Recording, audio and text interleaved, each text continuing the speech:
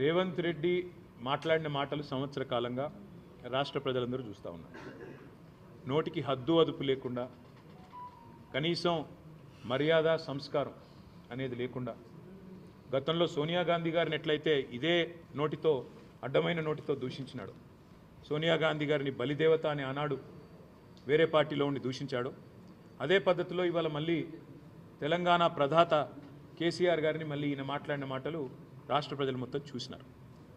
కేసీఆర్ గారికి రేవంత్ రెడ్డి వచ్చి ఏదో చెబితే ఆయనకు నేర్చుకోవాల్సిన అవసరం కానీ పట్టించుకోవాల్సిన అవసరం కానీ లేదు. ఒకటి. రెండవ మాట నేను వారికి గుర్తు చేసేది, మర్యాద అనేది ఇచ్చి పుచ్చుకుంటే బాగుంటుంది. మర్యాద ఒకరు అడుక్కుంటే రాదు.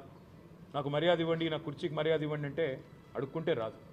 మూడో మాట చివరిగా నేను చెప్పేది, రేవంత్ రెడ్డికి నేనే చెప్తా ఉన్నా సూటిగా, నేను పార్టీ కార్యనిర్వాహక అధ్యక్షుడిగా చెప్తా ఉన్నా, నీ నోరు మారితే, నీ మాట మారితే, నువ్వు కేసీఆర్ గారిని గౌరవిస్తే తప్పకుండా నీ పదవిని గౌరవిస్తాం, తప్పకుండా ముఖ్యమంత్రి స్థాయిని గౌరవిస్తాం.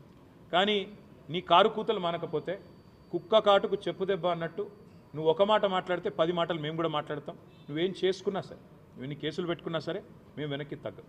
ఇక చివరిగా ఇంకొక మాట కూడా మీడియా మిత్రులతో నా విజ్ఞప్తి.